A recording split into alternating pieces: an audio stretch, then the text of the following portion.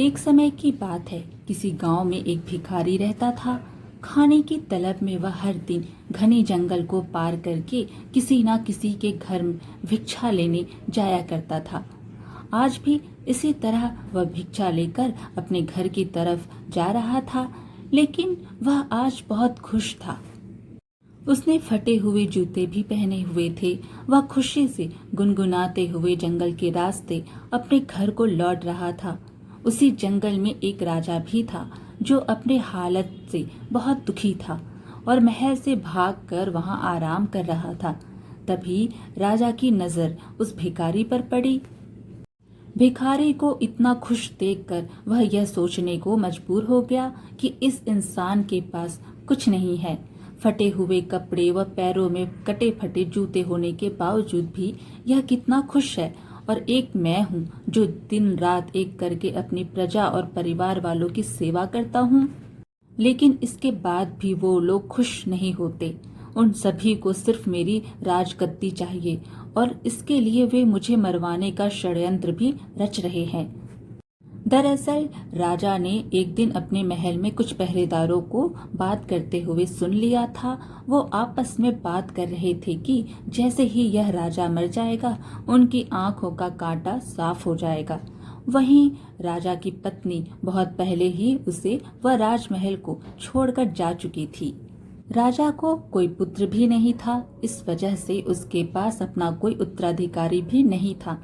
जिस दिन से राजा ने अपने खिलाफ इस षड्यंत्र के बारे में सुना, तब से वह बहुत ही सावधान रहने लगा था। इतना ही नहीं, एक दिन राजा के खाने में उसके भाई ने जहर मिलवा दिया था, जिसके बारे में राजा को भनक भी नहीं थी। वो तो राजा जब खाना खाने बैठा तो अचानक एक बिल्ली ने आकर वो खाना खा लिया और कुछ देर बाद वो बिल्ली वहीं मर गई।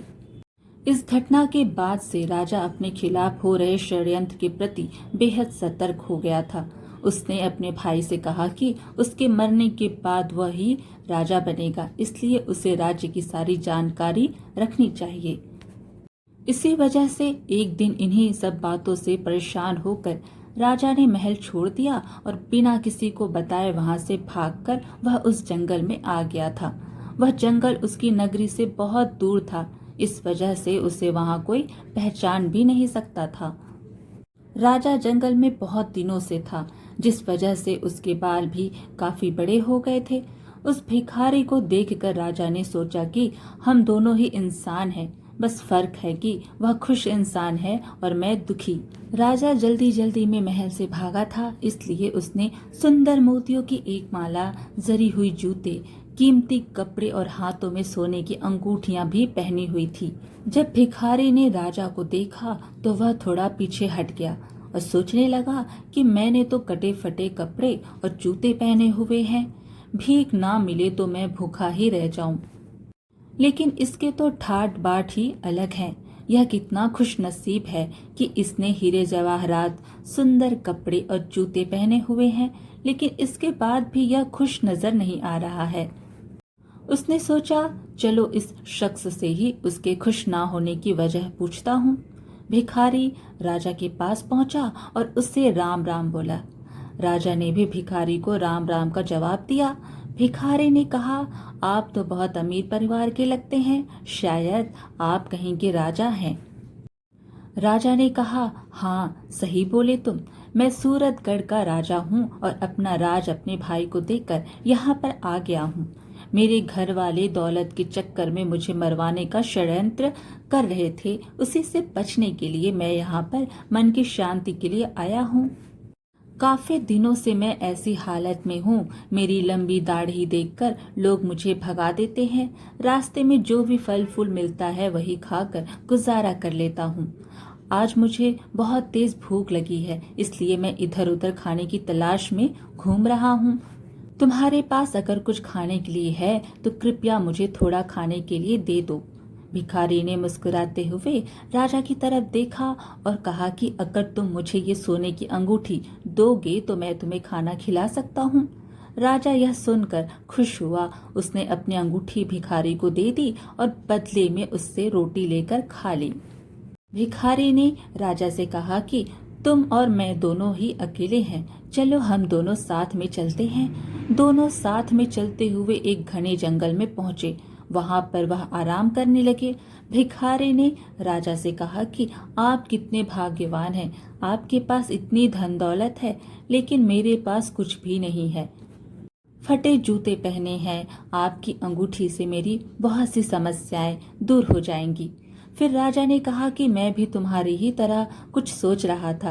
तुम्हें फटे जूतों की परवाह किए बगैर खुशी से अपने रास्ते की तरफ जाते देखकर मैंने सोचा तुम्हारे जैसा कोई खुश नसीब नहीं होगा। मेरे पास सब कुछ होते हुए भी मैं खुश नहीं रहूं। हम दोनों की हालत एक जैसी ही है। फिर बातों ही बातों में उस भिखारी ने राजा से उसके राज्य की सारी जानकारी पूछ ली और फैसला किया कि रात में जब राजा सो जाएगा तो वह उसके कपड़े और गहने लेकर वहां से भाग जाएगा। जब तक राजा सोया नहीं तब तक भिखारी उससे मीठी मीठी बातें करता रहा। रात को उसने राजा को खाने में बेहोशी की दवा मिलाकर खिला दी। इससे राजा गहरी नींद में सो गया। फिर भिखारी ने राजा के कपड़े व उसके सारे गहने पहने और वहां से भाग गया। राजा सोता ही रह गया, लेकिन रास्ते में उसे कुछ चोरों ने देख लिया। उन्होंने उसे राजा समझकर पकड़ लिया और उसके सारे कपड़े और गहने छीन लेते हैं। अब भिखारी के पास सिर्फ धोती ही बची थी। चोरों ने सब कुछ लूटने के बाद उसे एक पेड़ से बांध दिया और उससे पूछने लगे कि वह कहाँ का राजा है। अगर नहीं बताओगे तो तुम्हें मारकर कहीं फेंक देंगे। भिखारी ने चोरों से कहा कि वह राजा नहीं है। मैंने अपनी लालच की वजह से एक राजा के सारे कपड़े और गहने चोरी कर पहन लिए थे। वह राजा अपने जीवन से दुखी है और जंगल में खाने के लिए भटक रहा है। चोरों ने उसे बोला कि वह नाटक कर रहा है। उन्होंने फिर से उससे पूछा कि तुम कहाँ के राजा हो। भिखारी ने चोरों को बताया कि वह राजा राय प्रताप है, जो सूरतगढ़ का राजा है। उसका भाई राय बहादुर उसके राज्य का मंत्री है। वह अभी जंगल में आराम कर रहा है। लेकिन चोरों ने उसकी बात पर भरोसा नहीं किया। उधर जब राजा की नींद खुलती है तो वह भिखारी को बुलाता है। उसने अपने सामान को देखा तो उसके पास सिर्फ एक पोटली ही थी, जिसमें उस भिखारी का कुछ सामान होता है। दूसरी तरफ वो चोर सूरतगढ़ के महल पहुंच जाते हैं। वहां पहुंचकर वो राजा के भाई राय बहादुर से कहते हैं कि उनके पास उनका भाई है। अगर वो उसे जिंदा बचाना चाहते हैं तो उसके लिए उन्हें 3000 सोने के सिक्के देने होंगे। यह सुनकर राय बहादुर बोला, इसके लिए तुम्हें मेरे भाई को मुंह पर कपड़ा बांधकर राजमहल लाना होगा, तभी हम तुम्हें सोने के 3000 सिक्के देंगे। चोर उस भिखारी के मुंह पर कपड़ा बांधकर उसे राजमहल लाते हैं और उसे राय बहादुर के हवाले कर देते हैं। राजा के कपड़ों में भिखारी को देखकर राय बहादुर को यकीन हुआ कि यह उसका भाई ही है। उसने सोचा कि अब वो इसे मारकर खुद राजा बन जाएगा। लेकिन जब उसने भिखारी के मुंह से कपड़ा हटाया तो वह गुस्सा हो गया। उसने चोरों को कहा कि मुझे पता था कि तुम लोग दौलत के चक्कर में मुझसे झूठ बोल रहे हो। यह आदमी मेरा भाई नहीं है। अब तुम्हें 2 महीने का समय देते हैं। मेरे भाई को पकड़कर लाओ। अगर नहीं लाए तो तुम सबको गोली मार देंगे और अगर यहाँ से भागने की कोशिश की तो जिंदा दफन करवा दूंगा। यह सुनकर सभी चोर बहुत डर गए और मौका मिलते ही वहां से भाग गए। रास्ते में उन्होंने भिखारी से कहा कि तुम सही थे, अब हमें बताओ वह असली राजा कहाँ पर है, फिर तुम्हें भी फिरौती के धन में हिस्सा देंगे। भिखारी ने बताया कि उसने राजा को इसी जंगल में छोड़ा था, लेकिन बहुत ढूंढने के बाद भी राजा उन्हें नहीं मिला। वहीं नींद से जागने के बाद जब राजा को भिखारी की सारी हरकत समझ आती है तो उससे बहुत दुख होता है। उसने सोचा कि अब उसे कहीं जाकर अपने खाने के लिए इंतजाम करना होगा, वरना वह भूख से ही मर जाएगा। कई दिनों तक राजा भूखा प्यासा ही चलता रहा और रूखा सूखा जो मिलता वही खा लेता। चलते चलते राजा को 1 हफ्ता हो गया था। उसे याद आया कि उसके पास एक पोटली है जो भिखारी उसी के पास भूल गया था। वह उस पोटली को खोलता है तो उसमें उसे सन्यासियों के कपड़े मिलते हैं। राजा ने सन्यासी वाले कपड़े पहन लिए। वह जंगल से निकलकर एक छोटे से गांव के पास पहुंचा।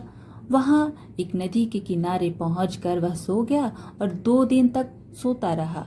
वहीं आसपास के लोगों को लगा कि यह कोई साधु बाबा है जो अपनी समाधि में ध्यान कर रहे हैं। लोगों ने सो रहे राजा के पास चावल चढ़ा दिया तो कुछ लोगों ने धूप जला दी। जब तीसरे दिन राजा की नींद खुली तो उसे अपने पास बहुत सारे फलों का चढ़ावा मिला। यह देखकर वह बहुत खुश हो गया।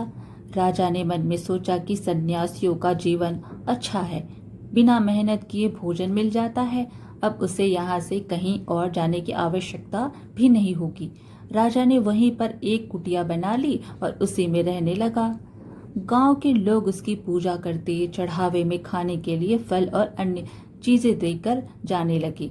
एक दिन गांव के सभी लोग मिलकर उसके पास गए और उससे कहने लगे कि बाबा, हमारे गांव में बहुत सालों से बारिश नहीं हुई है, आप कोई उपाय करें। यह सुनकर राजा परेशान हो गया कि अब वह क्या करे। वह अपनी सच्चाई भी नहीं बता सकता था। उसने लोगों को बोला कि इसके लिए उपवास करना होगा और अगले 2 महीने तक कोई भी इस कुटिया के अंदर नहीं आएगा। गांव वाले उसकी बात मान गए। लोग दूर से ही कुटिया के बाहर चढ़ावा चढ़ाकर चले जाते थे। राजा सोचने लगा कि उसका जीवन हर तरह से मुश्किलों से भरा है। उसे दूसरों का अच्छा जीवन देखकर जलन नहीं करना चाहिए। साधु बनकर वह बैठे बैठे खा रहा है, लेकिन उसका जीवन एक कैदी की तरह हो गया है। उसे एक ही जगह पर बैठे रहना होता है। कहाँ मैं हर रोज बढ़िया बढ़िया भोजन खाता था और कहाँ यहाँ सिर्फ फल खाकर जिंदा हूँ। राजा नास्तिक था, इसलिए साधु के वेश में उसे भगवान का भजन करने का ढोंग करना पड़ता था। उसने सोचा 2 महीने पूरे होते ही वह वहां से चला जाएगा। धीरे धीरे समय बीतता जा रहा था। एक दिन राजा परेशान होकर खुद ही भगवान से कहने लगा कि हे भगवान, मुझे बचा लो, आप ही कोई चमत्कार कर दो।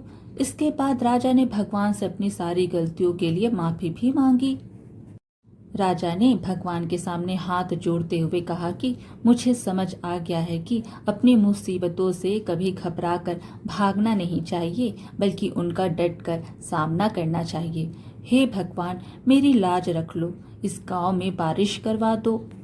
वहीं गांव के लोग रोजाना कुटिया के बाहर आते, भजन कीर्तन करते और दूर से चढ़ावा चढ़ाकर घर को लौट जाते थे।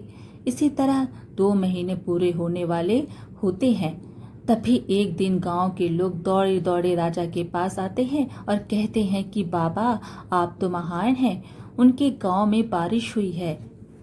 राजा कहने लगा, अब मुझे इजाजत दो, मैं यहाँ से जाना चाहता हूँ। लेकिन लोगों ने उन्हें रोक लिया। लोगों ने कहा कि वे एक आदमी भेजेंगे जो उनकी सेवा किया करेगा। राजा ने भी सोचा, चलो ठीक है, आगे जो होगा देखा जाएगा, और वहीं पर रहने लगा। कुछ समय बाद वह भिखारी और चोर भी राजा को ढूंढते ढूंढते उसी गांव में आ गए। उन्होंने वहां के लोगों से उस चमत्कारी बाबा के बारे में सुना जो लोगों की समस्याओं को दूर करने के उपाय बताता है। जब वे लोग उस बाबा से मिले तो राजा और भिखारी एक दूसरे को पहचान जाते हैं, लेकिन वे चोरों को इसका पता नहीं चलने देते हैं। फिर बाबा के भेष में राजा ने उनसे पूछा कि तुम लोग कहाँ से आए हो। इसके बाद भिखारी ने राजा को सारी सच्चाई बताई कि मैंने लालच में आपके सारे कपड़े और जेवर पहन लिए थे, लेकिन उन्हें पहनने के तुरंत बाद ही मेरे पीछे चोर पड़ गए। उन चोरों ने मुझे लूट लिया और पूछताछ करने लगे कि कौन हो, कहाँ से हो। तो मैंने खुद को आपके बारे में बताते हुए आपके राज्य की सारी जानकारी दे दी। उसके बाद वो चोर मुझे राजमहल ले गए, जहाँ पर 3000 सोने के सिक्के में वो मुझे आपके भाई को देने वाले थे। आपके भाई ने बताया कि वह आपको मरवाना चाहता है और खुद वहाँ का राजा बनना चाहता है, लेकिन जब उसने मेरा चेहरा देखा तो उसने मुझे पहचान लिया और चोरों को 2 महीने के अंदर आपको ढूंढ निकालने के लिए कहा। तभी से हम सभी आपको ढूंढ रहे हैं। भिखारी ने राजा से कहा कि आप साधु बनकर इन चोरों को जो कहेंगे ये मान जाएंगे। इसके बाद राजा साधु के भेष में चोरों के सामने आ गया और भिखारी से सुनी सारी समस्याएं चोरों को बताने लगा। यह सुनकर सारे चोर हैरानी में पड़ गए। उन्होंने राजा से बोला, बाबा हमें इस परेशानी से बाहर निकाल दो, हम आपके सच्चे भक्त बन जाएंगे। राजा ने कहा, तुम लोग मुझे उस राजा के महल लेकर चलो, मैं वहां पर जाकर खुद ही सब कुछ देखना चाहता हूँ। महल में कहना कि तुम्हारे साथ एक बहुत बड़े साधु महात्मा हैं जो हर व्यक्ति का भूत और भविष्य जानते हैं। चोर और भिखारी साधु बने राजा को अपने साथ लेकर सूरतगढ़ के महल पहुंच गए। चोरों ने राजा के मंत्री भाई से कहा कि हमारे साथ बहुत बड़े महात्मा आए हैं जो आपको आपके भाई राजा राय प्रताप से मिलवा सकते हैं। राजा अपने भाई को बहुत प्यार करता था, लेकिन अब उसे पता चल गया था कि उसका भाई उसके खून का प्यासा है। महल में साधु के रूप में आए राजा की खूब सेवा की गई। फिर उसका भाई उनके पास बैठकर बोला कि बाबा कृपया कर मुझे मेरे भाई से मिलवा दें। आज मैं इस राज्य का राजा बनने जा रहा हूँ। मेरा भाई बिना कुछ बताए महल छोड़कर यहाँ से चले गए हैं। फिर वो साधु के रूप में राजा चोरों के पास गया और उनसे कहा कि मैं थोड़ी देर के लिए इसका राजा भाई बन जाता हूँ। फिर उसने अपने राजसी कपड़े पहने और राज दरबार में आ गया। यह देखकर पूरी प्रजा हैरान थी। सभी लोग राजा को वापस आया देखकर उसकी जय जयकार करने लगे। उन्होंने राजा से पूछा कि वह इतने दिनों तक कहाँ पर थे। वहीं राजा का भाई यह सब देखकर हैरान था। वह लोगों से कहने लगा कि यह उसका राजा भाई नहीं है, बल्कि यह तो एक साधु है जिसने थोड़ी देर के लिए मुझे अपने भाई के रूप से मिलवाया है। वह अभी अपने असली रूप में आ जाएंगे और बाबा बन जाएंगे। राजा ने भी सभी को समझाते हुए कहा कि मैं थोड़ी देर में अपने असली रूप में आ जाऊंगा। इसके बाद सभी लोग राजा के भाई का राज्याभिषेक करने लगे। वह जैसे ही राजा की गद्दी पर बैठने वाला था, वैसे ही साधु बने राजा ने कहा, मैं खुद अपने भाई को राजा बनाना चाहता था, लेकिन एक दिन मैंने महल में लोगों को मेरे खिलाफ हो रही साजिश के बारे में बात करते हुए सुन लिया था। मुझे कभी भी यह नहीं पता चल सका कि इन सब के पीछे मेरे अपने ही भाई का हाथ है। अगर मेरा भाई मुझसे अपने राजा बनने की बात कहता तो मैं खुशी खुशी उसे राजा बना देता, लेकिन इसने मुझे जहर देकर मारने का प्रयास किया। पर जिस पर भगवान का साया हो उसका कुछ नहीं बिगड़ता। यह सुनकर राजा का भाई राय बहादुर बोलने लगा कि यह साधु कुछ भी अनाप शनाप बोल रहा है, यह हमें ठगने का प्रयास कर रहा है। उसने राजा को धमकी देते हुए कहा कि तुम यहाँ से जल्दी से दफा हो जाओ, वरना तुम्हें धक्के मारकर महल से बाहर निकाल देंगे। राजा का एक वफादार सेवक था। साधु बने राजा की बातें सुनकर वह रोने लगा। रोते हुए उसने बोला, मैंने आपको पहचान लिया है, आप ही हमारे असली राजा हैं, मुझे क्षमा कर दें। मैंने ही आपके खाने में जहर मिलाया था। इसके बदले में मुझे आपके भाई ने 1000 सोने के सिक्के देने का वादा किया था। आप मुझे माफ कर दो, मैं आपका असली गुनहगार हूँ और इसके लिए आप मुझे जो भी सजा देंगे मैं उसके लिए तैयार हूँ। अब राजा के जीवन की सारी सच्चाई पूरी प्रजा को पता चल गई थी। सभी लोग राजा के मंत्री भाई को घृणा की नजरों से देख रहे थे। राजा ने अपने महल के मंत्रियों को आदेश दिया कि वह अपने महल से अपने भाई को बेदखल कर रहा है। उसे आज ही 1 साल के लिए यह राज्य छोड़कर जाना होगा। जब उसे अपनी गलती का एहसास हो जाएगा तो वह महल में वापस आकर मेरे साथ काम करने का अधिकारी बन सकेगा। एक बार फिर से राजा राय प्रताप को अपने राज्य की राजगद्दी मिल गई और वह फिर से अपनी प्रजा की सेवा करने लगी। राजा ने भिखारी को अपने महल का मंत्री बना दिया और चोरों को भी महल में माली का काम दे दिया। 1 साल बीतने के बाद राजा का भाई भी महल वापस आ गया था। उसे अपनी गलती का एहसास हो गया था। महल वापस आकर उसने अपने भाई से माफी मांगी और पूरे कर्तव्य से अपना काम करने का वचन दिया। राजा ने फिर से उसे महल में उसका स्थान वापस दे दिया। राजा और रंक की कहानी हमें यह शिक्षा देती है कि कभी लोभ के कारण दूसरों का बुरा नहीं करना चाहिए। हमेशा सत्य का मार्ग अपनाना चाहिए और पूर्ण निष्ठा से जीवन के प्रति अपनी जिम्मेदारियों को अपनाना चाहिए। आज की कहानी यहीं समाप्त हुई। वीडियो पसंद आए तो लाइक शेयर ज़रूर कीजिए और ऐसे ही अच्छी अच्छी कहानियाँ सुनने के लिए हमारे चैनल को सब्सक्राइब कर दीजिए। धन्यवाद।